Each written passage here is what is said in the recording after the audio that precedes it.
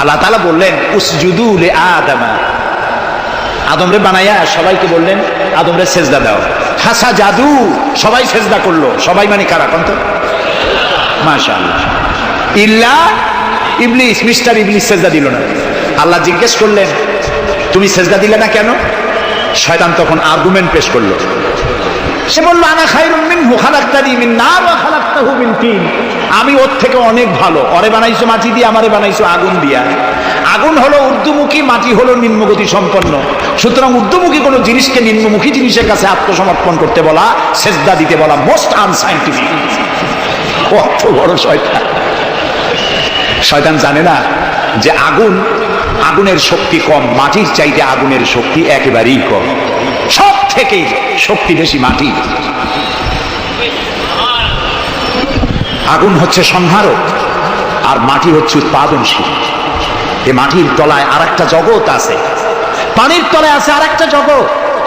আলহামদুলিল্লাহ রব্বিল আলামিন।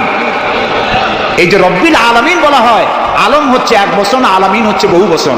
আল্লাহ শুধু ইহকাল আর পরকাল, ইহজগৎ আর পরজগতের মালিক নন, বহুমাত্রিক জগতের মালিক তিনি। সেই জগৎগুলি আমরা চিনি না, অবশ্য সময় হলে আর একদিন এ ব্যাপারে বলবো ইনশাআল্লাহ। মাটির তলায় কি জগৎ, সাগরের তলায় কি জগৎ ও বোঝে নাই, ও তো শয়তান। ও এরকম বলে বসলো। আল্লাহ তাআলা বললেন ইন্নাকা রাজিম, তুই মরদুদ, আমার হুকুমের অবাধ্য হয়েছিস, বেরিয়ে যাও, তোর জীবনের সমস্ত ইবাদত আমি পণ্ড করে দিলাম।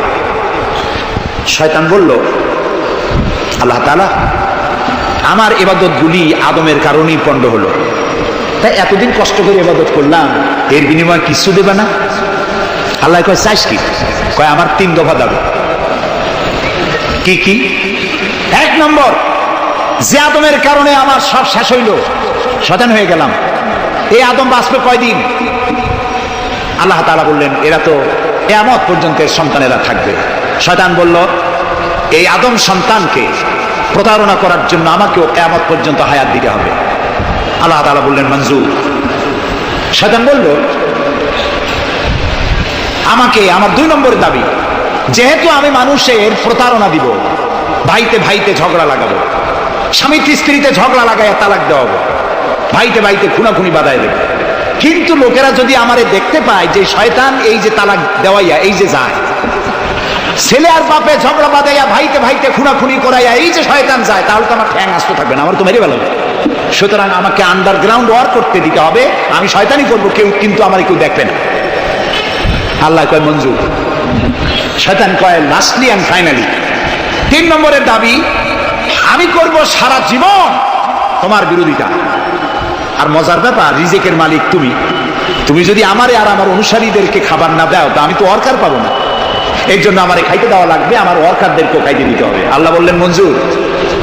শয়তান বলল হায় আল্লাহ তাআলা, এবার তোমার জাহান্নামের সংখ্যা বাড়াইতে পারো, আমি তোমার সমস্ত বান্দাগুলি সব জাহান্নামকে ভর্তি করে দেবো। এই কোন শরীর? আল্লাহ তাআলা ফেরেশতাদের বললেন, ফেরেশতারা শুনছো শয়তানি কইল কি? আল্লাহ রাব্বুল আলামিন বলেন আমার ফেরেশতারা, আমার আদম সন্তানেরা, আমার বান্দারা যদি একটি শয়তানের প্রতারণায় পড়ে একটি যদি গুনাহ কাজ করার নিয়ত করে, কাজটা করে নাই, শুধু নিয়ত করেছে, ইচ্ছা করেছে, আমলনামায় কোনো গুনাহ লিখবে না। গুনাহটা যখন করে ফেলবে, একটি গুনার বদলে শুধু একটাই গুনাহ লিখবে। আর যদি আমার বান্দা যদি একটি পুণ্য কাজের নেক কাজ করার নিয়ত করে, কাজটা করে নাই, শুধু নিয়তের জন্য একটা নেকি লিখে দিবা। নেকির কাজটি যখন সম্পাদন করবে, তখন একের উপরে 10টা গ্রেস মার্ক লাগাইয়া দিবা। সুবহানাল্লাহ। আমি এইভাবে করে আমার বান্দাদেরকে মাফ করে দেব। সুবহানাল্লাহ। শয়তান মানুষকে ওয়াসওয়াসা দেয়, আর আল্লাহ যা বানায় তার উল্টা বানায়। আল্লাহ বানাইলো যাকাত, শয়তান বানাইলো কি? কত বুদ্ধি করে। সুদে আর যাকাতে পার্থক্য কি? সুদ হচ্ছে গরিবদের কাছ থেকে নাও, ধনীদের দাও, আর যাকাত হচ্ছে ধনীদের কাছ থেকে নাও, সব গরিবদেরকে বন্টন করে দাও। সুবহানাল্লাহ। এর নাম যাকাত। আর এই কাজটি করার দায়িত্ব আল্লাহ দিলেন সরকার। সূরা হজ। আল্লাহ রাব্বুল আলামিন বলেন আল্লাযীনা ইম্মাক্কান্নাহুম ফিল আরদ আকামুস সালাত ওয়া আতাউজ যাকাত ওয়া আমারু বিল মা'রুফি ওয়া নাহাউ আনিল মুনকার ওয়া লিল্লাহি আকিবাতুল উমুর। আমি যদি মুমিন বান্দারে ক্ষমতা দেই, তারা 4 দফা কাজ করবে। কয় দফা বলে? 1 নম্বরে মুমিনেরা ক্ষমতায় গিয়ে নামাজ প্রতিষ্ঠা করবে। 1 নম্বর কাজ নামাজ প্রতিষ্ঠা করবে। ক্ষমতায় গিয়ে তারা অর্ডার করবে বেলা 1টার সময় সমস্ত কোর্ট কাছারি আদালত শিক্ষা প্রতিষ্ঠান কল কারখানা সব বন্ধ হবে আধা ঘন্টার জন্য। জোহরের নামাজ আর দুপুরের খানার বিরতি। নামাজ শেষ আবার কাজ করতে আসো। নামাজ বাধ্যতামূলক। নামাজ যদি বাধ্যতামূলক হয় তাহলে তার সুফল কি? তার সুফল হলো এসপি যদি বাধ্যতামূলক ভাবে নামাজ হয়, আর এসপি যদি মসজিদের ইমামতি করে দারোগাদের নিয়ে, অফিসারদের নিয়ে, দারোগা যদি ওসি যদি থানায় পুলিশদের নিয়ে তার ইমামতিতে নামাজ হয়, এমপি যদি তার এলাকার অফিসার দিয়ে নিয়ে ইমামতি করে নামাজে, মন্ত্রী যদি তার এলাকার লোক নিয়ে অফিসারদের নিয়ে সচিবালয় ইমামতি করে, এই মন্ত্রী, এই এমপি, এই ওসি, এই এসপি এদেরকে পিটাইয়া ঘুষ খাওয়া যাবে? যাবে না। যে বিশ্ববিদ্যালয়ের ভাইস চ্যান্সেলর নামাজ বাধ্যতামূলক হওয়ার কারণে মসজিদের ইমামতি করবেন, শিক্ষক শিক্ষয়িত্রী ছাত্র ছাত্রী 5 ওয়াক্ত নামাজ যে বিশ্ববিদ্যালয় জামাতে আদায় করবে, ওরা কি মাস্তান, গুন্ডা, সাদাবাজ হবে? হতে পারে না। এই জন্য সরকারের প্রথম দায়িত্ব হবে, কে বলতেছেন? কার কথা শোনাইতেছি? প্রথম দায়িত্ব হচ্ছে নামাজ প্রতিষ্ঠা করো। 2 নম্বরে যাকাত আদায় করো। 2 নম্বরে কি? যাকাত আদায় করো। এই যাকাত গভর্নমেন্ট আদায় করবে। আল্লাহর কায়দাটা কি দেখেন, এর মধ্যে সিগনিফিকেন্স কি? গভর্নমেন্ট আদায় করবে কেন? আমরা দিলে হবে না কেন? আমরা দিলেও হবে যদি ইসলামী সরকার না থাকে। ইসলামী সরকার হলে, অর্থাৎ আল্লাহর বিধান কায়েম হলে যাকাত কালেকশন করবে গভর্নমেন্ট। এখানে একটা সাইকোলজিক্যাল ব্যাপার আছে। আমি যদি অধ্যক্ষ রশিদ খান সাহেবের কাছে আমি বলি যে আমি গরিব মানুষ, আমার কিছু সাহায্য করেন, উনি যদি আমাকে সাহায্য দেন যাকাত থেকে, অথবা কোনো দয়া করে কিছু পয়সা দেন, চিরটাকাল ওনাকে দেখলে পরে আমার মাথাটা একটু নত হয়ে যেতে পারে। আল্লাহ চান না তার কোনো বান্দার মাথা আর একটা গোলামের সামনে নত হোক। সেই জন্য আল্লাহ চান সরকারের কাছ থেকে নাও, তোমার মাথা উঁচু থাকুক। সুবহানাল্লাহ কইতে ইচ্ছা করে। এই মাথার অনেক দাম, যেখানে সেখানে সেজদা দিয়েন না। পীর বুজুর্গ দেখলেই পায়ের উপরে পড়ে যায়েন না। কদম বসি করতে ইচ্ছা করে করেন, আমি বাধা দেব না, কিন্তু মাথাটা নিচু করেন না। মাথাটা আল্লাহ ছাড়া কারোর সামনে নত হতে পারে না। এই মাথার অনেক দাম। আপনার বডি চেনাই যাবে না যদি মাথা না থাকে। আপনার মা অথবা স্ত্রী ছাড়া মস্তকবিহীন বডি চেনা কঠিন। এটা বডির আইডেন্টিটি। এই জন্য দেখবেন পৃথিবীর সমস্ত প্রাণী খাবারের সময় রুজির উপরে, রিজিকের উপরে মুখ লাগাইয়া খায়। গরু, বাছুর, মুরগি, হাঁস, হাতি, বাঘ, ভল্লুক, ময়না, টিয়া সব খাবারের উপরে মুখ লাগাইয়া খায়। কেবলমাত্র মানুষ খাবারের সময় খাবারটা না খাইয়া মাথা উঁচু থাকে, এখানে দেয়। আল্লাহ চান রিজিকের সামনে আমার বান্দার মাথা নত হবে না। মাথা নত হবে তো রাজ্জাকের সামনে নত হবে, রিজিকের সামনে নয়। সুতরাং গভর্নমেন্টের কাছ থেকে নাও, তাহলে তোমার মর্যাদা ঠিক থাকবে, কোনো ব্যক্তির কাছ থেকে নয়। গভর্নমেন্ট কালেকশন করবে, গভর্নমেন্ট বিতরণ করবে। এরপরে দারিদ্র বিমোচন ইসলামের সব থেকে বড় প্রোগ্রাম, দারিদ্র বিমোচন করা। কারণ কি? কারণ হলো আমার রাসূল বলেছেন, কাদাল ফাকরু আইয়াকুনা কুফরা। দারিদ্র মানুষকে কুফরির মধ্যে ঠেলে দেয়। তার নামাজ রোজা থাকে না, আল্লাহ রাসূল থাকে না। দরিদ্রের ধর্ম একখানা রুটি, সে তখন পূর্ণিমার চাঁদকে রুটির মতো দেখে। আছেন একটা কবিতা এরকম, পূর্ণিমার চাঁদ যেন ঝলসানো রুটি, তখন তার ধর্ম হয়ে যায় এটা। এই জন্য রাসূলুল্লাহ বলেছেন, কাদাল ফাকরু আইয়াকুনা কুফরা। রাসূলুল্লাহর একটা ব্যাংক ছিল, সেই ব্যাংকের নাম ছিল বাইতুল মাল। এই বাইতুল মাল ব্যাংক যেদিন তিনি এর ইনগুরাল সেশন, উদ্বোধনী দিন, আমাদের ব্যাংকগুলি উদ্বোধন করার সময় কত সামিয়ানা, গেট, তরুণ ইত্যাদি করা হয়। রাসূলুল্লাহর ব্যাংক উদ্বোধন করা হলো মসজিদে নববীর ভিতরে, খেজুর গাছের খুঁটি আর খেজুর গাছ, উটের পশম, খেজুর গাছের পাতার মাটি এই দিয়া ছাদ। উপরে যদি বৃষ্টি হয় আধা ঘন্টা, নিচে বৃষ্টি পড়ে 1.5 ঘন্টা, পাতার ট্যাপ ট্যাপে না। এরকম একটা মসজিদের ভেতরে বসে রাসূলুল্লাহ ব্যাংক উদ্বোধন করলেন আর বললেন, বুখারীর হাদিস, মান তারাকা দায়নান আও দিয়ান ফাআলাইয়া। আমার রাষ্ট্রের ভিতরে কোন মানুষ যদি ঋণগ্রস্ত অবস্থায় মারা যায় আর তার ঋণ পরিশোধের অর্থ যদি না থাকে, তাহলে তার ঋণ পরিশোধের দায়িত্ব আর তার বিবি বাল বাচ্চা প্রতিপালনের দায়িত্ব আমি মুহাম্মদ আমার কাঁধের উপরে নিয়ে নিলাম। দারিদ্র বিমোচনের জন্য নবী করিম সাল্লাল্লাহু আলাইহি ওয়াসাল্লাম মানুষকে কাজ দিয়েছেন, ভিক্ষা কম দিয়েছেন। কেউ চাইলে, রাসূলের আদত মুবারক ছিল, কেউ কিছু চাইলে পকেটে হাত দিতেন, থাকলে দিতেন। জীবনে একদিনের জন্য কাউকে না বলেন না। বলেছেন কিছু নাই, বলতেন আজকে দিতে পারলাম না, তুমি আবার এসো, দেব না এরকম কথা জীবনে একবারও বলেন না। সুবহানাল্লাহ। শুধু দিয়েছেন, কিছু নেন নাই। আল্লাহ, সারা জীবন মানুষের কষ্ট বুকের উপরে ধারণ করেছেন, কাউকে কষ্ট দেননি। ক্ষুধার্ত মানুষের দুয়ারে দুয়ারে গেছেন, নিজে ক্ষুধায় কষ্ট করেছেন। হযরত আবু বকর ওমর মসজিদে নববীর ভেতরে বসে অসময় বসে আছেন। রাসূলুল্লাহ দিনের বেলা জিজ্ঞেস করলেন, তোমরা এই অসময় এখানে কেন? তারা বললেন, আমরা ক্ষুধার্ত, 2-3 দিন কিছু খাই না। রাসূলুল্লাহ বললেন, আমারও তো একই অবস্থা, চলো। তিনজন বেরিয়ে গেলেন। মসজিদে নববীর পাশেই ছিল হযরত আবু আইয়ুব আনসারী রাদিয়াল্লাহু তাআলা আনহুর বাড়ি। আমি 1973 সনে স্বাধীন বাংলাদেশের প্রথম হজ আমি করেছিলাম। 4733 টাকা ছিল বিমানের ভাড়া। তখন মসজিদে নববীর পাশেই ছিল আবু আইয়ুব আনসারী রাদিয়াল্লাহু তাআলা আনহুর বাড়ি। সেই বাড়িতে গেলাম। ওইখানে একটা বাক্সের ভিতরে, একটা গ্লাসের বাক্সের ভিতরে ছিল রাসূলের ব্যবহার করা তরবারি, তীর আর ধনুক। আমি বহুত চেষ্টা করছিলাম গ্লাসটা উঠাবার জন্য, কারণ এটা সেই তরবারি, সেই তীর, সেই ধনুক যেখানে আমার রাসূলের হাতের পরশ লেগেছিল। যদি ধরতে পারতাম প্রাণ করে একটা চুমা দিতাম। এই বাড়িতে গিয়ে রাসূলুল্লাহ উপস্থিত হলেন। আবু আইয়ুব আনসারী 3 জন মেহমান, এর থেকে শ্রেষ্ঠ মেহমান আছে? স্ত্রীকে বললেন, তাড়াতাড়ি একটা ছাগল জবাব, রুটি বানাও। তিনি চলে গেলেন বাগানে। বাগান থেকে কিছু খোরমা আনলেন। হাদিস শোনাচ্ছি, গল্প নয়। কিছু খোরমা এনে রাসূলের সামনে রাখলেন। রাসূলুল্লাহ বললেন, এর মধ্যে কাঁচা পাকা, আধা পাকা 3 পদের খাজুর, আমি কোনটা খাবো?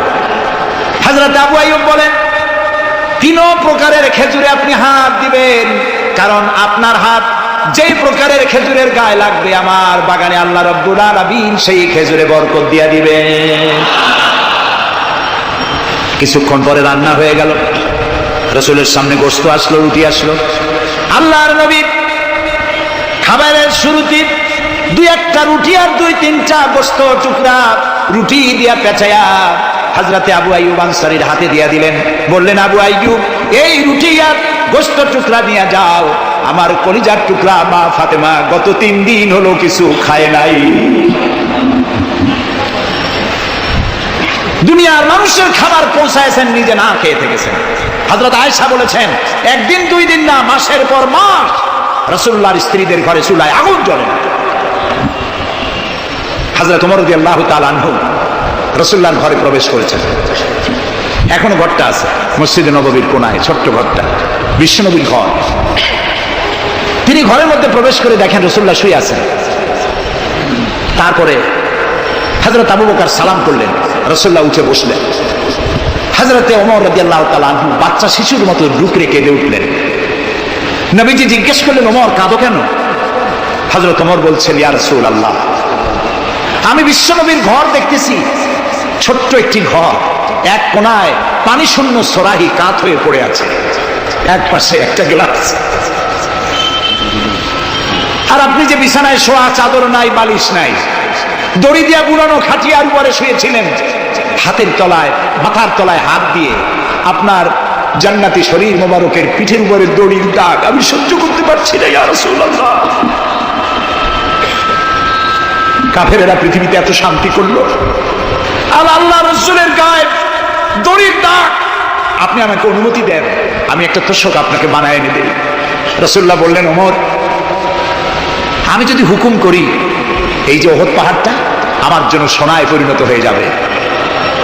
আমি পৃথিবীতে শান্তি করতে আসি নাই, এসেছি মানবতার মুক্তির জন্য, কল্যাণের জন্য। নবী করিম সাল্লাল্লাহু আলাইহি ওয়াসাল্লাম এই যাকাতের বিধান কায়েম করলেন। মানুষের দুয়ারে দুয়ারে খাবার পৌঁছে গেল। বৃদ্ধরা ভাতা পেল, বয়স্করা ভাতা পেল, বেকারেরা তাদের কাজের সংস্থান পেয়ে গেল। অবস্থা এমন হলো, হযরত ওমর ইবনে আব্দুল আজিজ রাহমাতুল্লাহ আলাইহির সময় যাকাত কে নেবে, যাকাত কে নেবে চিল্লানো হতো, ঢোল বাজানো হতো। একজন লোক পাওয়া যেত না যে যাকাত আমার দরকার। ইতিহাস লিখছে ওই সময় একজন লোক তার সৎকার টাকা নিয়ে ঘুরতেছে যে যাকাত কাকে দিবে। 3 দিন হলো যাকাত নেওয়ার মতো একটা লোক পেল না। অবশেষে ক্লান্ত হয়ে মরুদ্যানের মধ্যে বসে আছে। কিছু সময় পর দেখলো যে একটা লোক, ধুলায় ধূসরিত চেহারা, তিনি এসেছেন, হাতে একটা বড় টোপলা। এই লোকটি বলল, পথিক, আসসালামু আলাইকুম, আমি 3 দিন ঘুরলাম এই দেশে, একটা মানুষ পেল না যাকে আমি সৎকার টাকা, যাকাতের টাকা দিতে পারি। আপনাকে মনে হচ্ছে গরিব মানুষ, জামা কাপড় ময়লা, আপনি আমার এই টাকাগুলি নিয়ে আমাকে উদ্ধার করুন। লোকটি বলছে, তোমার মাথা ঠিক আছে কিনা আমি জানি না, তুমি কি মনে করছো যে আমার এই বস্তার মধ্যে ছেঁড়া খাতা? তোমার ওই টোপলায় যত টাকা, ওর থেকে অনেক বেশি টাকা আমার এই বস্তার ভিতরে। আমি 1 সপ্তাহ ঘুরতেছি, একটা গরিব মানুষ পাই নাই এই দেশে। এটি হলো যাকাতের কল্যাণময়তা, যাকাত ভিত্তিক অর্থ ব্যবস্থার কল্যাণময়তা। যারাই যাকাত দেয় না, অর্থকে সঞ্চিত করে, সোনা এবং রূপাকে সঞ্চয় করে, তাদের সম্পর্কে আল্লাহ কি বলছেন? والذين يكنزون الذهب والفضة ولا ينفقونها في سبيل الله فبشرهم بعذاب أليم। যারা নাকি রৌপ্য এবং স্বর্ণ সঞ্চয় করে, আমার রাস্তা খরচ করে না, মানে গরিবদের দেয় না, সঞ্চিত করে রাখে, তাদের জন্য কঠিন পীড়াদায়ক শাস্তির সুসংবাদ দাও। প্রশ্ন উঠতে পারে, শাস্তির কি সুসংবাদ হয়? শাস্তির কি হয়? আল্লাহ সুসংবাদ বললেন কেন? এটা বোঝাবার জন্য ছোট্ট একটি দৃষ্টান্ত যথেষ্ট। মা যদি ছেলেকে কন্ট্রোল করতে না পারে, দারুণ দুষ্ট, মা তখন বলে, দাঁড়া, তোর বাপ আসুক, আমি তারে নালিশ করবো, এমন পিটটি দেবে তখন মজা টের পাবে। পিটাইলে কি মজা লাগে? তাহলে মজা বললো কেন? শাস্তির তীব্রতা বোঝাবার জন্য মজা শব্দ ব্যবহার করা হয়। এটা কোরআন কারীমের বাগধারা। আল্লাহ তাআলা বলছেন, তীব্র শাস্তির সুসংবাদ দাও। স্বর্ণ আর রৌপ্য জমা করে রেখেছো, যাকাত দাওনি। বহু মহিলার অসংখ্য সোনা রূপা আছে, যাকাত দেন না। কবে কালে ভদ্র একটা বিয়ে আসবে, সেই বিবাহে সজ্জিত হয়ে যাবেন, সারা বছরে যাকাত দিলেন না, এতগুলি সোনা আটকায় রাখলেন কেন? আল্লাহ চান না টাকা পয়সা পুঞ্জীভূত হয়ে থাকুক। কোরআন শুধু নামাজ রোজা নয়, দেখুন না আল্লাহ কি বলছেন। আল্লাহ বলছেন, কায়লা ইয়াকুনা দুলাতাম বাইনাল আগনিয়াই মিনকুম। আল্লাহ বলছেন, তোমাদের কিছু সংখ্যক ধনীদের মধ্যে তোমাদের সম্পদগুলি পুঞ্জীভূত হয়ে যাক, এটা আমি চাই না। এটা যাকাত, ফিতরা, সাদকা, এককালীন দানের মাধ্যমে গোটা জাতির মধ্যে পৌঁছে যাক, তাহলে মানুষের উপকার হবে। সুতরাং 7.5 তোলা নিচ পর্যন্ত যাকাত আপনার না দিলে চলবে। যখন 7.5 তোলা হবে তখনই যাকাত শুরু হবে। যত বেশি হয় গোড়া থেকে শুরু করে সবটা দিতে হবে। 52 তোলা রূপা হলে যাকাত দিতে হবে। এই যাকাতের টাকা না দিয়ে যারা জমা করে রাখেন, শাস্তিটা কি হবে শোনেন। আল্লাহ শাস্তির ধরনও বলছে, ইয়াউমা ইউহমা আলাইহা ফি নারি জাহান্নামা ফাতুকওয়া বিহা জিবাহুম ওয়া জুনুবুহুম ওয়া যুহুরুহুম হাযা মা কানাজতুম লিআনফুসিকুম তাকনিজুন। এমন একদিন আসবে যখন এই স্বর্ণ আর রৌপ্যকে জাহান্নামের আগুন দিয়ে জ্বালায়া সিল বানানো হবে, আর এই সিলগুলি তোমার কপালে, তোমার পার্শ্বদেশে, তোমার পৃষ্ঠদেশে সিল মারা হবে জাহান্নামের আগুন দিয়ে, আর বলা হবে, হাদা মা কানাজতুম লিআনফুসিকুম, এই হলো তোমার সেই সব সঞ্চিত সম্পদ যা তুমি সঞ্চয় করে রেখেছিল, আল্লাহর রাস্তায় খরচ করো নাই। রাসূলের কাছে প্রশ্ন হয়েছে, ওয়ায়াসআলুনাকা মাযা ইউনফিকুন, হে রাসূল, আপনাকে প্রশ্ন করা হয় যে কি খরচ করব। আল্লাহ তাআলা বলছেন, কুলিল আফওয়া, বলুন প্রয়োজনের অতিরিক্ত জিনিস আল্লাহর রাস্তায় খরচ করে দাও। আমরা প্রয়োজনের অতিরিক্তটা ব্যাংকে জমা রাখি। আল্লাহ বলেন খরচ করো, যত খরচ করবে আল্লাহ তত বাড়াই দিবেন। দেখেন না আল্লাহ বাড়ায় কেমনে। আল্লাহরে বিশ্বাস করেন যে আল্লাহ যে বাড়াইতে পারেন, এটাকে বিশ্বাস করেন? এটি তো ইমানের প্রশ্ন। কেউ যদি জবাব দিতে ব্যর্থ হন তাহলে তো কুলক্ষণ। আল্লাহ কি সম্পদ কমানো আর বাড়ানোর মালিক কে? ইয়ামহাকুহুল্লাহুর রিবা ওয়া ইউরবিস সাদাকা। আল্লাহ তাআলা বলছেন, আমি সুদকে ধ্বংস করি আর সাদকাকে বৃদ্ধি করি। হালালে বরকত হয়, হারামে বরকত হয় না। আজ গোটা পৃথিবীতে, শুধু বাংলাদেশে নয়, গোটা বিশ্বে ওয়ার্ল্ড ব্যাংকের দৃষ্টিতে ইসলামী ব্যাংক পৃথিবীতে সব থেকে সফল ব্যাংক। তাও আলহামদুলিল্লাহ কব না। কেন? কারণ হালালে বরকত হয়, হারামে বরকত হবে না। আচ্ছা, কুত্তায় বাচ্চা দেয় কয়টা কন্ত? ওর তো ফ্যামিলি প্ল্যানিং নাই, জনমের মতো হয়। এই কুত্তাগুলি যদি সব বাঁচত তাহলে বরিশাল দিয়ে হাঁটতে পারতেন? কুত্তার জ্বালায় হাঁটতেই পারতেন না। গরুতে, গাভীতে বাছুর দেয় কয়টা বছরে? একটা, মাত্র একটি। আর মুসলমানেরা গরু যা জমের খাওয়া খায়, তারপরেও কুত্তা বেশি না গরু বেশি? এই কারণে, যেহেতু গরু হালাল তাই গরুতে বরকত, কুত্তা হারাম তাই বরকত নেই। ইসলামী ব্যাংক শুধু ব্যাংকিং সেক্টরেই কাজ করে না, জাতির কল্যাণমূলক বহু সংখ্যক কাজ তারা করে থাকে। ইসলামী ব্যাংক হাসপাতাল, ইসলামী ব্যাংক ব্যাংকের জন্য কলেজ, ইসলামী ব্যাংক দিয়ে যখন ডিজাস্টার হয়, দুর্ভিক্ষ হয়, যখন বন্যা হয়, জলোচ্ছ্বাস হয়, লক্ষ কোটি কোটি টাকা তারা দুহাতে বিতরণ করে। হ্যাঁ, অনেক প্রকল্প আছে। মেধাবী ছাত্র, গরিব ছাত্রদেরকে স্টাইপেন্ড দেয়, বিধবা নারীদেরকে কি বলে সেলাই করে, সেলাই মেশিন দেয়। যাকাত, আর একটু বলি, আপনারা বিরক্ত হন না তো? যাকাত আমরা কি করি? বছরে একদিন শাড়ি আর লুঙ্গি কিনে প্রদর্শন করি, এক্সিবিশন। অমুক সাহেব যাকাত দেবেন, আপনারা আসবেন। দলে দলে ফকিররা আসলো, একটা লুঙ্গি আর শাড়ি নিতে গিয়ে পদপিষ্ট হয়ে 5টা 10টা মারা গেল। হয় না বাংলাদেশে? এই প্রদর্শনী, এক্সিবিশনের কোনো মানে নাই। যাকাত নিতে তোমার বাড়ি কেন লোক আসবে? তুমি যাকাতের টাকা তার হকদারের কাছে পৌঁছাইয়া দিবা। কারণ গরিব তোমার করুণার পাত্র নয়। অফি আমওয়ালিহিম হাক্কুল লিসাইলি ওয়াল মাহরুম, আল্লাহ তাআলা বলছেন তোমার সম্পদের ভিতরে গরিবদের অধিকার আছে। গরিব তোমার করুণার পাত্র নয়, যাকাত দিয়ে আসো তার বাড়ি যায়। তবে শাড়ি আর লুঙ্গি দেওয়া কোনো অর্থবহ কাজ নয়। কি দিবেন? রাসূলুল্লাহর কাছ থেকে শিখুন। ওই যে একজন আসলো, ভিক্ষা চাইলো, বললো তোমার কি কিছু নাই? বললো আছে। কি আছে কোন? মাশাআল্লাহ, জানি সবাই, কিন্তু আমল করি না। দুনিয়ায় যত ভালো কথা সব বলা হয়ে গেছে, বাকি আছে শুধু পালন করা। রাসূলুল্লাহ তাকে বললেন কম্বল আনো। বিক্রি করে কিনলেন কি? কুড়াল। রাসূলুল্লাহ তার নিজের পবিত্র হাত দিয়ে কুড়ালে হাতল লাগাই দিলেন, বললেন যাও জঙ্গলে কাঠ কাটো, বাজারে বিক্রি করো, ভিক্ষা কোনো দিন আর করবা না। 1 বছর পর, হাদিস শুনুন, 1 বছর পর ওই ভিক্ষুক এসে বলছেন আসসালামু আলাইকা ইয়া রাসূলুল্লাহ, হুজুর আপনি আমাকে চিনেছেন? আমি সেই ভিক্ষুক যে ভিক্ষা নিতে এসেছিলাম, আপনি আমাকে ভিক্ষা না দিয়ে কুড়াল দিয়েছিলেন। কুড়াল দিয়ে কাঠ কাটিয়া বাজারে বিক্রি করে আমার কাছে এখন যাকাত দেওয়ার মতো অর্থ জমা হয়ে গেছে। এটার নাম ইসলাম। শুধু নামাজ রোজা জিকির আজগারের জন্য শুধু নয়, নামাজ রোজা জিকির আজগার তো করবো, কিন্তু আমার মানুষকে দারিদ্র বিমোচন করতে হবে। সুতরাং যাকাতের টাকা দিয়ে একটা শিক্ষিত বেকার যুবককে একটা কম্পিউটার কিনে দেন, একটা বিধবা মহিলাকে একটা সেলাই মেশিন কিনে দেন, তার সতীত্ব সে বাঁচাতে পারবে। ক্ষুধার জ্বালায় মানুষ যখন অসহনীয় পর্যায়ে চলে যায়, তখন সে দেহ ব্যবসার মতো নিকৃষ্ট পর্যায়েও চলে যায়। এজন্য ধনীরা দায়ী হবে আল্লাহর কাছে। কচু গাছ কাটতে কাটতেই মানুষ খুন করে। একটা এতিম বাচ্চা ক্ষুধার জ্বালায় ঘুরতেছে, ওই বাচ্চাটি আপনি তাকে একটু আদর করেন, পরে আপনি একটা চীনাবাদামের বাক্স কিনে দেন 50 টাকা 100 টাকা দিয়ে, কিছু চীনাবাদামের পুঁজি দেন, একটা পানের খিলি বানাইয়া বিক্রি করার পুঁজি দেন, কয়েকটা বুট পলিশের কালি আর ব্রাশ কিনে দেন, সে রাস্তায় বসে জুতা পালিশ করবে। ছেলেটির পকেট মারা থেকে, চুরি করা থেকে বেঁচে যাবে, সমাজ সংস্কার হবে, সমাজ অপরাধ মুক্ত হবে, সমাজ থেকে দারিদ্র বিমোচন হবে। আলহামদুলিল্লাহ।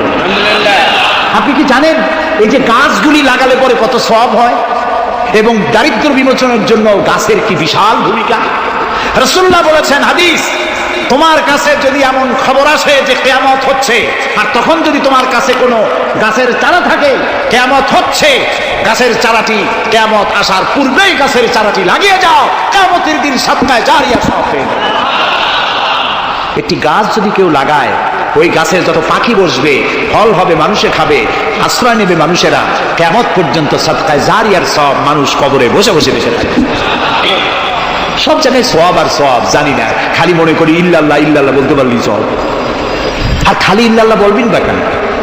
যারা এই ধরনের জিকির করেন, আমার মনে দারুণ প্রশ্ন, জবাব খুঁজে পাই নাই। আল্লাহর কলেমাকে খণ্ডিত করে জিকির করার পারমিশন কোন হাদিস দিয়েছে?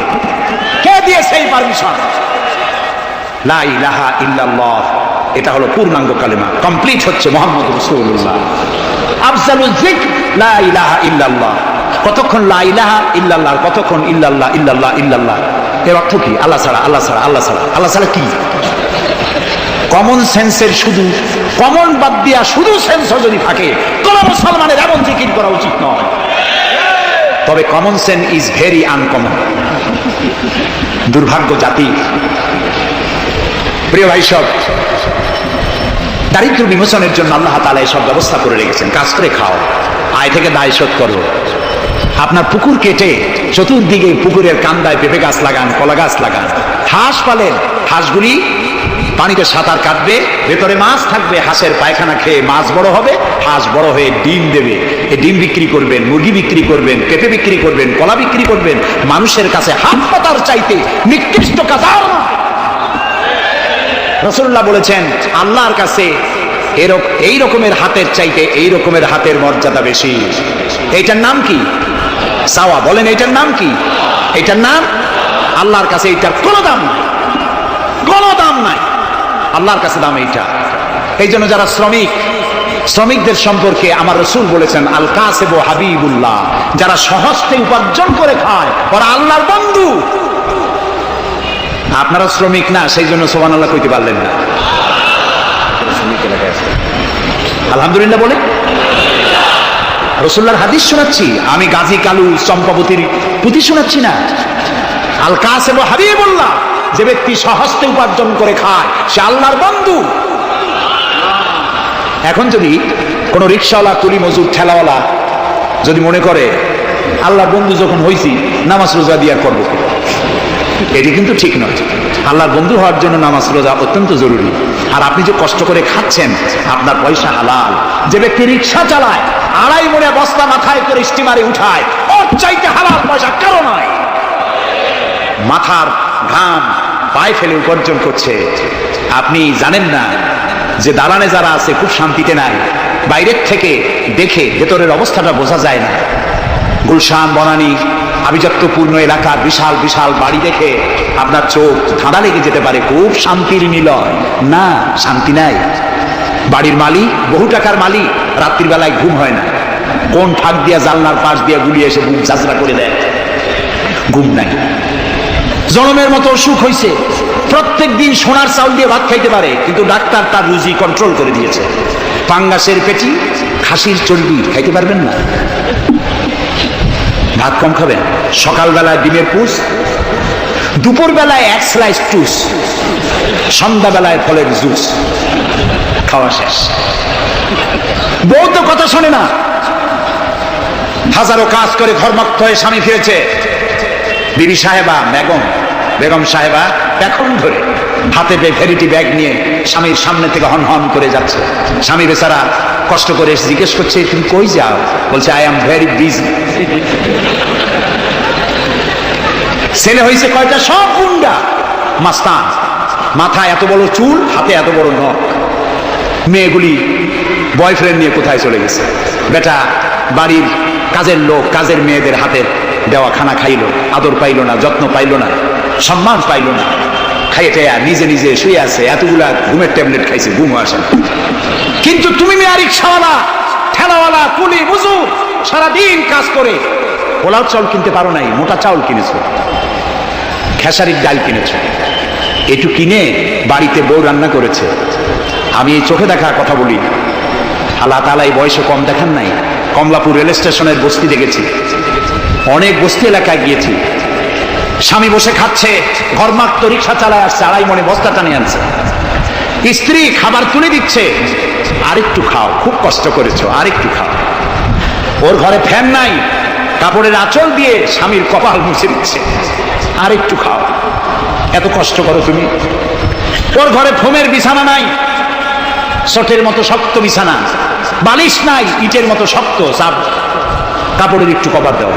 এরকম একটা বালিশের উপরে সারাদিনের শ্রান্তি আর ক্লান্তি নিয়ে আর ঘুমায় গেছে।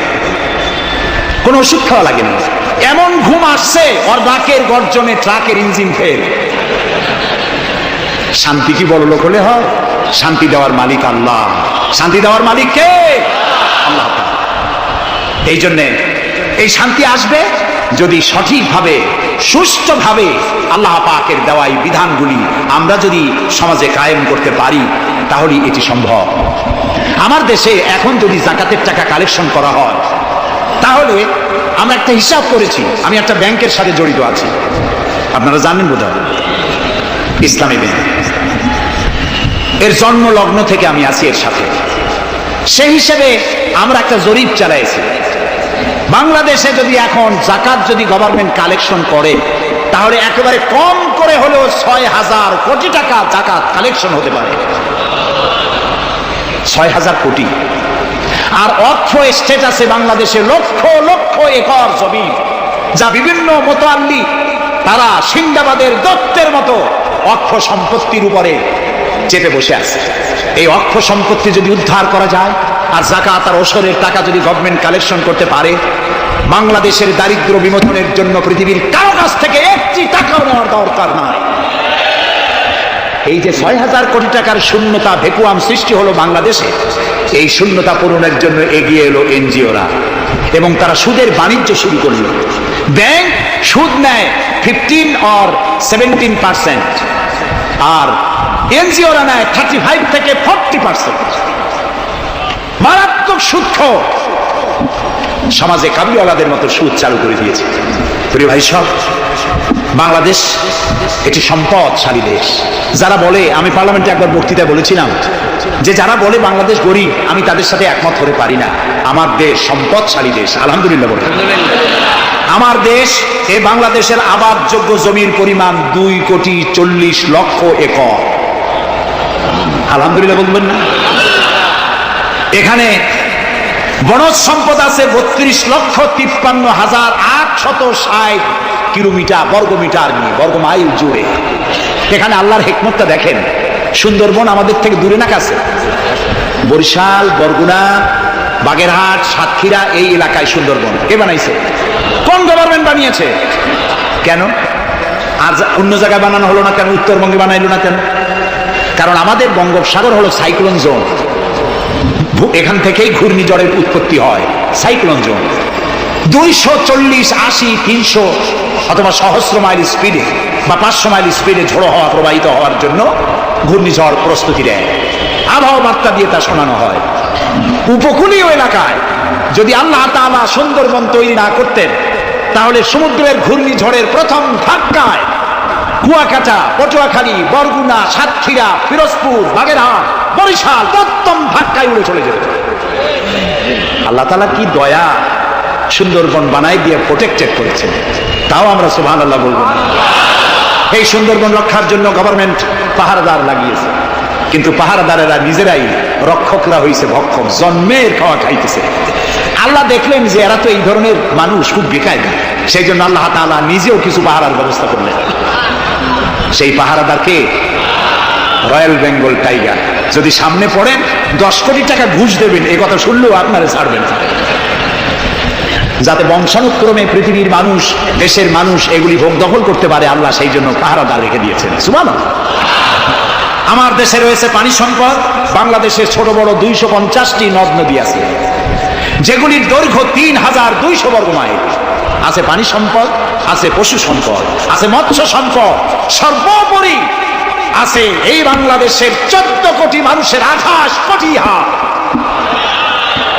এই হাতগুলি যদি ভিক্ষুকের হাত না হয়ে কর্মীর হাত হয়ে যায় তাহলে আমাদের দেশ গরিব থাকতে পারে না।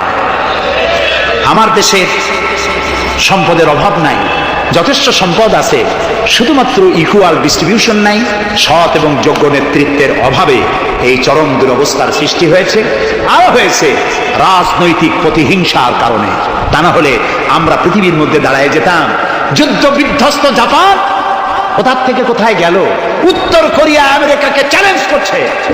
থাইল্যান্ড, যারা নারী ব্যবসা করে জীবন বাঁচাইতো, সেই থাইল্যান্ড এখন, আমি মেলবোর্ন ইউনিভার্সিটিতে আমার প্রোগ্রাম ছিল, যাওয়ার সময় ব্যাংকক হয়ে গেলাম। একটি হোটেলে আমার থাকার জায়গা ছিল। 30 কিলোমিটার লম্বা ফ্লাইওভার ব্যাংককে। বিল্ডিংগুলি দেখতে হলে এরকম তাকালে মাথা টুপি পড়ে যায়, এত উঁচু উঁচু বিল্ডিং। সিঙ্গাপুর কোত্থেকে কোথায় গেল? আমরা যে তিমিরে ছিলাম সেই তিমিরেই রয়ে গেল। আমাদের বুঝতে হবে আমার ইসলাম দারিদ্র্যের বিকাশের জন্য আসে নাই, দারিদ্র্য বিমোচনের জন্য এসেছে। সুন্দর একটি সমাজ বিনির্মাণের জন্য ইসলাম এসেছে, এবং তা গণতান্ত্রিক প্রক্রিয়ার মধ্য দিয়ে। নবী করিম সাল্লাল্লাহু আলাইহি ওয়াসাল্লাম যদি বলতেন ইন্তেকালের সময় যে আমার মেয়ে নেতৃত্ব দিবে, আমার নাতি নেতৃত্ব দিবে, বলেন কার বাবার হিম্মত ছিল এটার প্রতিবাদ করার? তিনি কি তা করেছেন? না।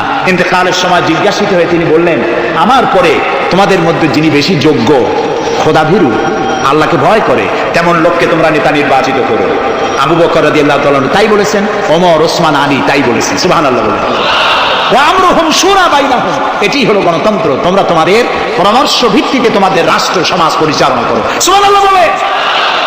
কে বলে কোরআন শুধুমাত্র একটি ধর্মগ্রন্থ, বেদ আর বাইবেলের মতো? নিশ্চয়ই নয়। কোরআন একটি পূর্ণাঙ্গ জীবন বিধান, যা মানুষের জীবনের কথা বলে। এই মাসটার নাম কি? আরবি মাসের নাম কি? মুহররম। এটি সেই মাস যে মাসে খেলাফতকে প্রতিষ্ঠার জন্য রাসূলের কলিজা টুকরা নয়নের পুতুল ইমাম হোসাইন কারবালার ময়দানে শাহাদাত বরণ করেছিলেন, রাজতন্ত্রের বিরোধিতা করেছিলেন। হযরত ইমাম হোসাইন তিনি দেখতে পেলেন 680 খ্রিস্টাব্দে সিরিয়ার দামেস্কে ইয়াজিদ ক্ষমতা দখল করলো অগণতান্ত্রিক পদ্ধতিতে, এবং সরকারি মালের কোনো হিসাব নাই, অডিট নাই, স্বৈরাচারী কায়দায় তিনি ক্ষমতা দখল করে মদিনার আহলে বায়াত যারা মদিনার নেতৃবৃন্দকে তার আনুগত্য করার জন্য বাধ্য করল। ইমাম হোসাইন যে মায়ের পেটে এসেছেন, যে পিতার পেটে জন্মে এসেছেন, যে নানার কোলে বড় হয়েছেন, তিনি কি এই দৃশ্য চোখে দেখতে পারেন? তিনি বললেন আমি কুফায় যাব। কুফার লোকেরা দাওয়াত দিল, তিনি কুফায় রওনা করবেন। মদিনার লোকেরা হাতে পায়ে ধরলো, কুফায় আপনি যাবেন না। তিনি বললেন আমি কোন ক্রমে ইয়াজিদের বশ্যতা স্বীকার করব না, আমি এর বিরোধিতা করবই। মাত্র 72 জন লোক নিয়ে তিনি কুফার দিকে অগ্রসর হলেন। এই 72 জনের মধ্যে 40 জন পুরুষ আর 32 জন নারী আর শিশু। তিনি যখন কারবালা প্রান্তরে পৌঁছে গেছেন, ইবনে জিয়াদ কুফার গভর্নর, তিনি বাধা দিলেন, বললেন আমার দরবারে হোসাইনকে হাজির করো। ইমাম হোসাইন বললেন যে ব্যক্তি আল্লাহর আখিরাতকে অস্বীকার করেছে, রাসূলকে অস্বীকার করেছে, আমি তার সামনে জীবন থাকতে যাব না। রাতারাতি ইয়াজিদ 6000 সৈন্য পাঠিয়ে দিল। ইমাম হোসাইনের সাথে লোক কত? মাত্র 72। 6000 লোক কি যুদ্ধ করা লাগে 72-এর সাথে? শুধু যদি মার্চ করে পায়ের তলায় পিছে 72 জন শেষ হয়ে যাবে। হযরত ইমাম হোসাইন রাতের বেলায় সঙ্গীদের বললেন, ও আমার সাথীরা, ইয়াজিদ আমার শির চায়, আমাকে চায়, আমার সঙ্গে থেকে তোমরা তোমাদের জীবনকে বিপন্ন করো না, তোমরা সবাই ফিরে চলে যাও মদিনায়। সাথীরা বললেন, ইমাম আজকে যদি আপনাকে ছেড়ে জীবনের মায়া নিয়ে মদিনায় ফিরে যাই, আর আপনার যদি শাহাদাত নসিব হয়, তাহলে কিয়ামতের দিন আল্লাহর নবীর সামনে আমরা কি জবাব দেব? আমরা আমাদের জীবন দিয়ে আপনাকে পাহারা দেব। সকালবেলা যুদ্ধ শুরু হয়ে গেল। জোহরের নামাজ আসতে না আসতে 40 জন পুরুষ শাহাদাত বরণ করলেন। এখন একজন পুরুষ বেঁচে আছেন, ইমাম হোসাইন। তাঁবুর ভিতরে স্ত্রী এবং অন্যান্য মহিলাদের কাছ থেকে বিদায় নিতে এসেছেন। তোমাদেরকে আল্লাহর হাওলা করলাম, আমি যুদ্ধে চলে যাচ্ছি।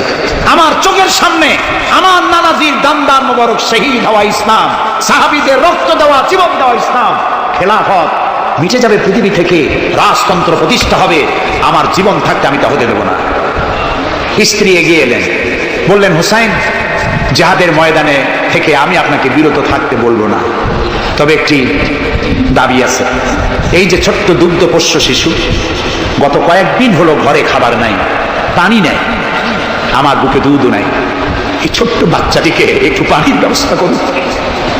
ইমাম হোসাইন কলিজার টুকরা সন্তানকে 2 হাতে উঁচু করে এজিদি সৈন্যদের সামনে এসেছেন।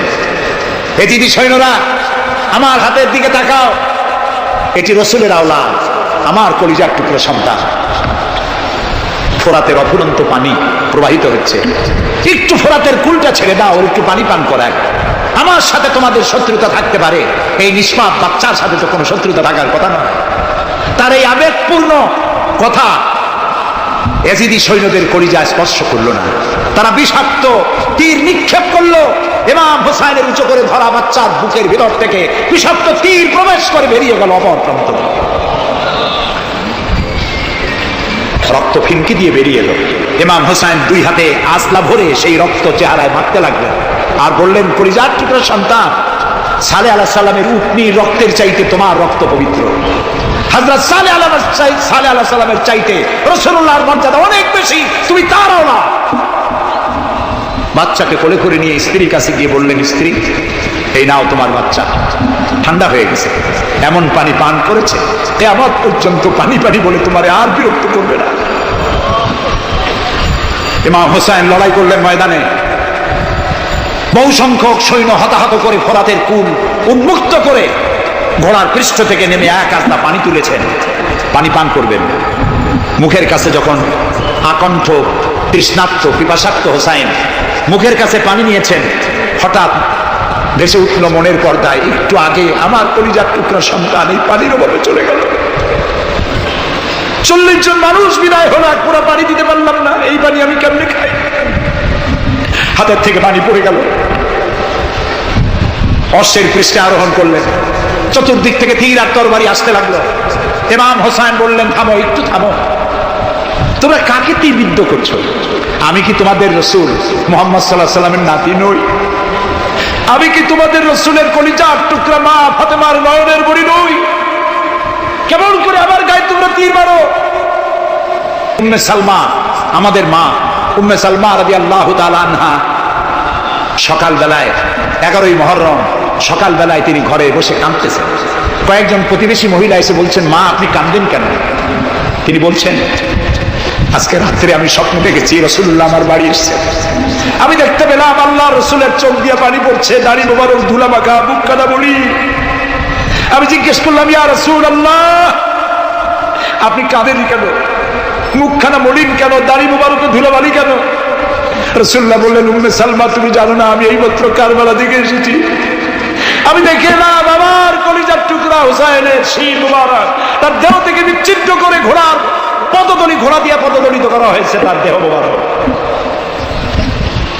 ইসলাম এত সহজে আসে না, অনেক রক্ত পাড়ি দিয়ে এসেছে ইসলাম।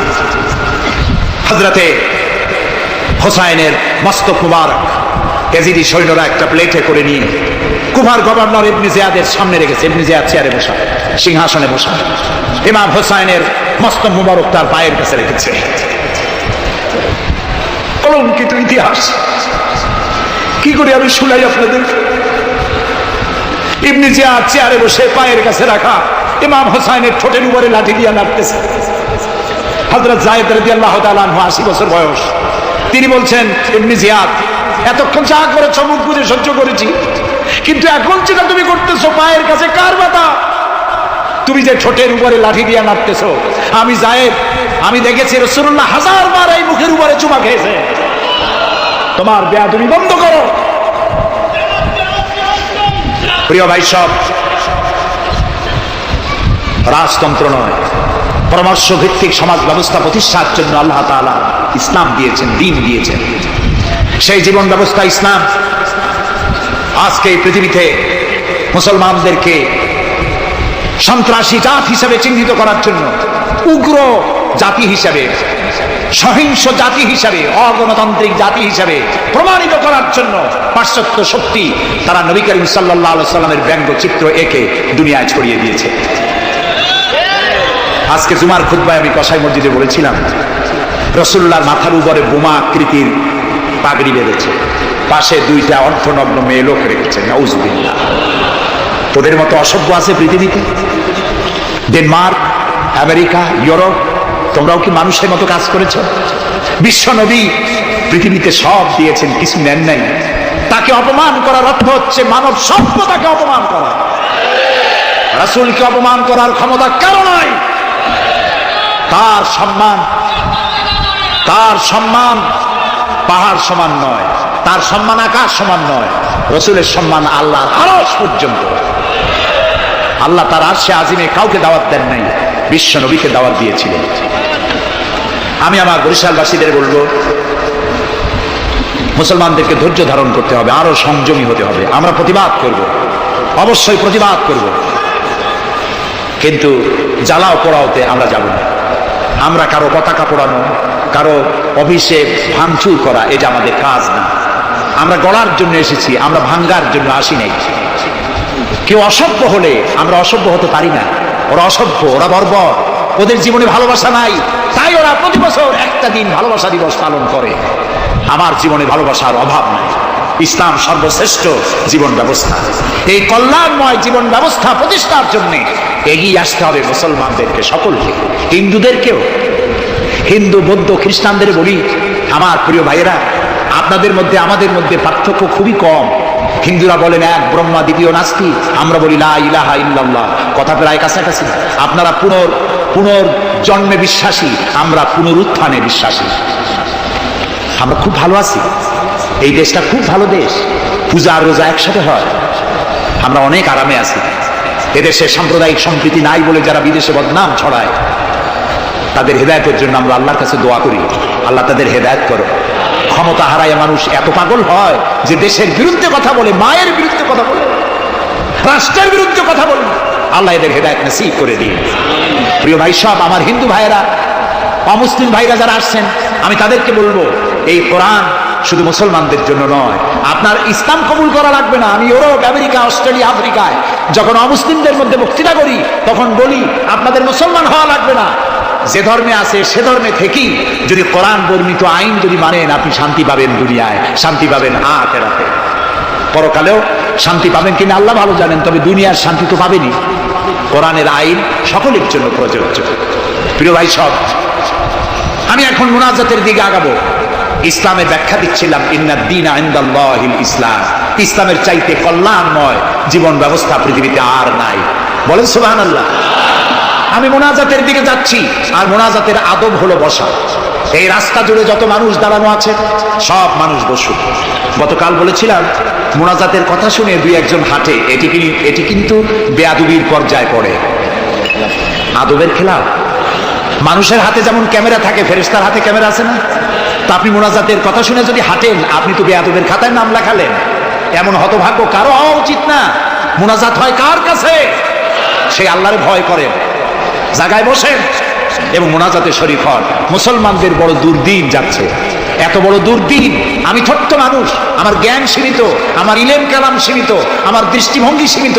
এই সীমিত দৃষ্টিভঙ্গি দিয়ে, আমার পড়াশোনা অবজারভেশনের মধ্য দিয়ে আমি যেটা বুঝতে পারি, বর্তমান পৃথিবীতে মুসলমানেরা যে বিরাট ষড়যন্ত্র আর বিপদের মুখোমুখি হয়েছে, পৃথিবীতে কোনো কালে এত ষড়যন্ত্র, এত বহুমুখী ষড়যন্ত্র আর কোনোদিন হয়েছে বলে আমার জানা নেই। এই ষড়যন্ত্র থেকে বাঁচার জন্য দোয়া করতে হবে কার কাছে? কার কাছে? তিনিই পারবেন আমাদেরকে কল্যাণ দিতে। এই জন্যে মা বোনেরা যারা এসেছেন, মা বোনদেরকে বলবো, আপনাদেরকে ইসলাম সর্বাধিক সুযোগ দিয়েছে, আপনাদের অধিকার দিয়েছে। লেখাপড়া করতে পারবেন, চাকরি করতে পারবেন, রাজনীতি করতে পারবেন, আপনারা সমাজনীতি করতে পারবেন, আপনারা যুদ্ধেও যেতে পারবেন, সব পারবেন। তবে আপনার শালীনতা, আপনার সম্ভ্রম, আপনার সতীত্ব, আপনার পর্দা আপনাকে বজায় রাখতে হবে। এ কাজটুকুনের মধ্য দিয়ে নারীর অধিকার প্রতিষ্ঠিত হবে।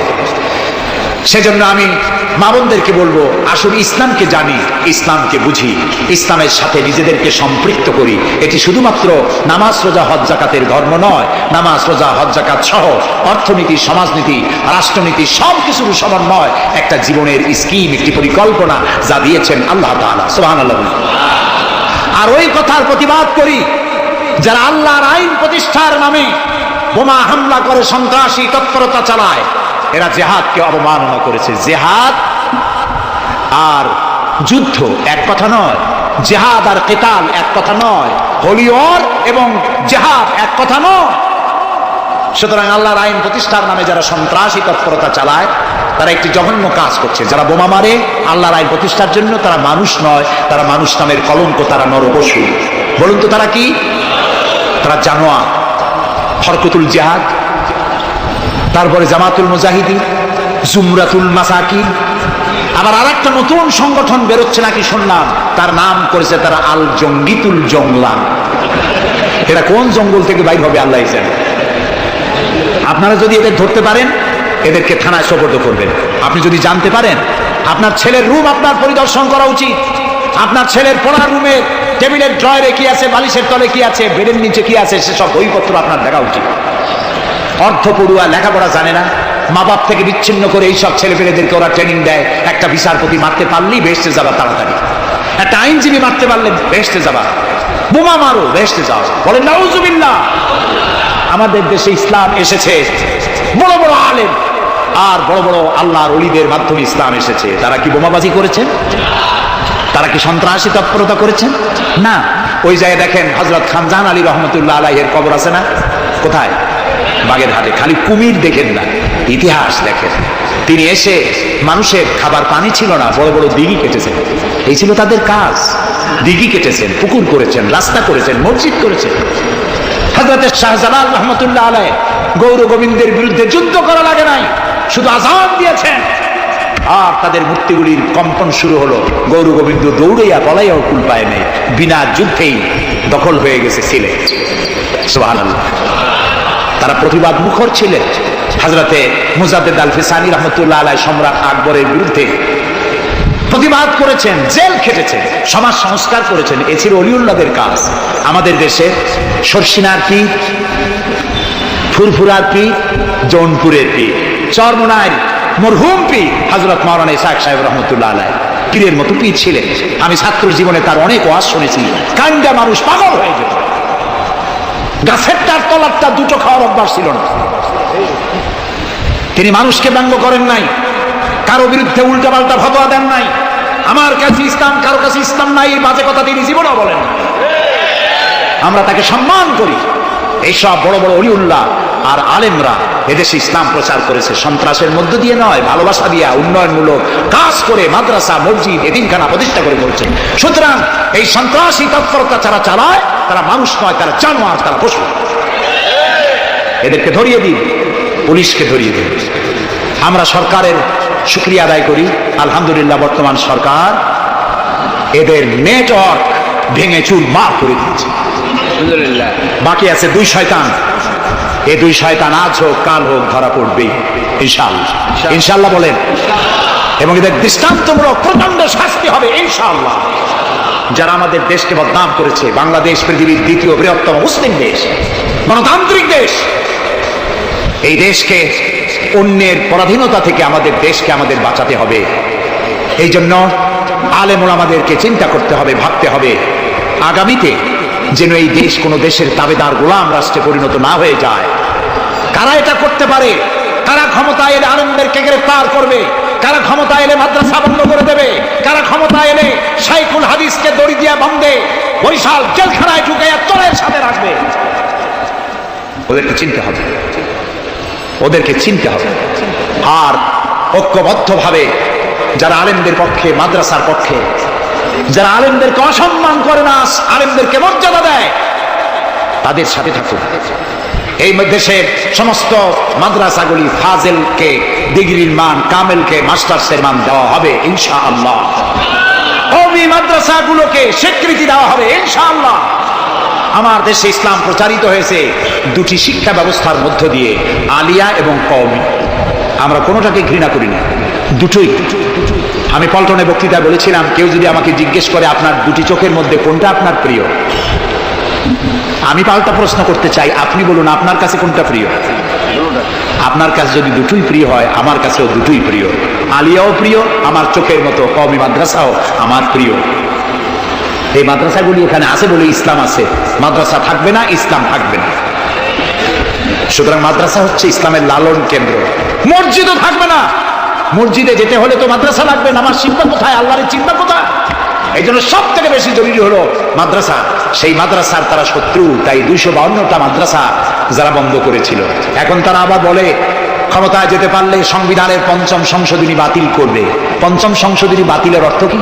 5ম সংশোধনী বাতিলের অর্থ হলো আল্লাহর উপরে, রাষ্ট্রের সমস্ত কাজের উৎস আল্লাহর উপর ঈমান এবং অবিচল আস্থা কেটে দিয়ে সেখানে সংবিধানের শিরোনাম থেকে বিসমিল্লাহ কেটে দেওয়া হবে। ধর্মভিত্তিক রাজনীতি নিষিদ্ধ ঘোষণা করা হবে।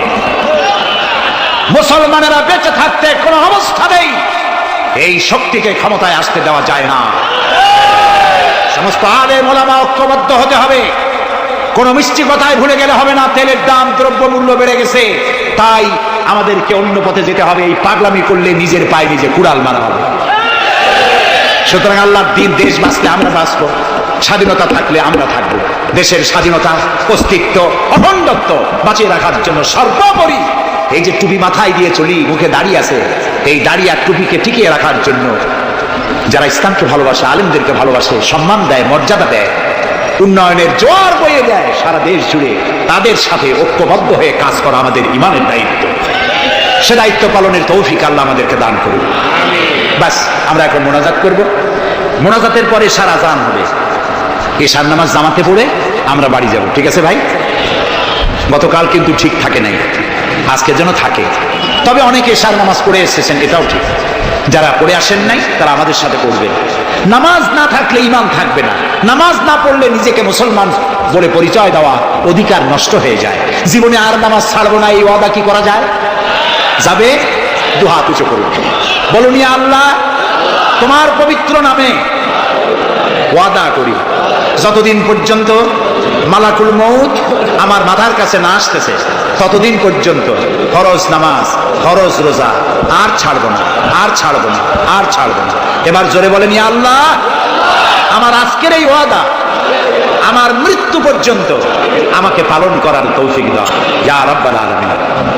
এখন মোনাজাত হচ্ছে। মোনাজাতের পর আপনারা নামাজের জন্য কাতার দিয়ে দাঁড়িয়ে যাবেন আর সকলে আর্থিক সাহায্য করবেন। আল্লাহুম্মা আমিন। রব্বানা যালামনা আনফুসানা ওয়া ইন লাম তাগফির লানা ওয়া তারহামনা লানাকুনান্না মিনাল খাসিরিন। রব্বানা যালামনা আনফুসানা ওয়া ইন লাম তাগফির লানা ওয়া তারহামনা লানাকুনান্না মিনাল খাসিরিন।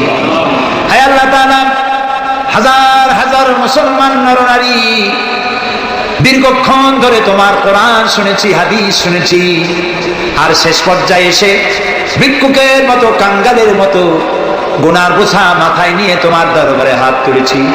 দয়া করে মেহেরবানি করে আমাদের জিন্দেগীর সমস্ত গুনাহ খাতাকে মাফ করে দাও। আমাদের মধ্য থেকে আমাদের মা বাপ দুনিয়া থেকে যারা বিদায় হয়ে গেছে, আয় আল্লাহ রব্বুল আলামিন, মা বাবের কবরগুলিকে জান্নাতের টুকরা বানায়া দাও। রব্বির হামহুমা কামা রব্বায়ানি সগীরা। সবাই পড়েন, রব্বির হামহুমা কামা রব্বায়ানি সগীরা। আয় আল্লাহ রব্বুল আলামিন, জনম দুঃখিনী গর্ভধারিণী মা, যিনি না খেয়ে আমাদের মুখে, ক্রন্দন মুখে চুমা দিয়া, শত চুমা দিয়া হাসি ফুটাইছেন, না খেয়ে আমাদেরকে খাওয়াইছেন, আমরা না ঘুমানো পর্যন্ত ঘুমান নাই, এত কষ্ট করেছেন যেই মা, আল্লাহ কবরটাকে বেহেশত বানাইয়া দাও। বাপজান এত কষ্ট করলেন, বাড়ি ঘর বানাইয়া দিয়া খালি হাতে বিদায় হয়ে গেছেন, কোন হালতে আছে জানি না, আল্লাহ আকবার, কবরটাকে বেহেশত বানাইয়া দাও। আমাদের মা বাপ যাদের বৃদ্ধ হয়ে গেছেন, রব্বুল আলামিন বিছানায় পড়ায়া পরনির্ভর করে মারবা না। আল্লাহ তাআলা স্বনির্ভর থাকাকালীন নিজে নিজে টয়লেটে যেতে পারেন, নিজের খাবার নিজে খেতে পারেন, দাঁড়াইয়া নামাজ পড়তে পারেন, নিজের কাপড় নিজে পরতে পারেন। এই অবস্থায়, সুস্থ অবস্থায় ইমানের সাথে উঠাইয়া নিয়ে বিছানায় বালাইয়া রাখব না। রব্বুল আলামিন, সারা জীবন আমরা গুনাহ করেছি, এত গুনাহ করেছি, তোমার আকাশের দিকে তাকাইয়া কথা বলতে লজ্জা করে, শরমে মাথা নিচু হয়ে যায়। আল্লাহ, যত গুনাহ করছি, নাফরমানি করেছি, আর তুমি শুধু মেহেরবানি করেছো।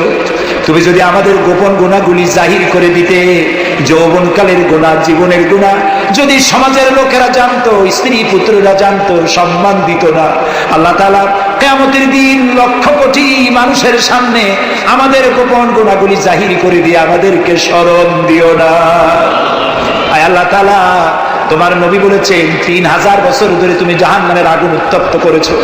আল্লাহ তাআলা, চৈত্র মাসের দ্বীপ্রহরের রোদ সহ্য হয় না। আল্লাহ তাআলা, জাহান্নামের আগুন আমরা সইতে পারবো না।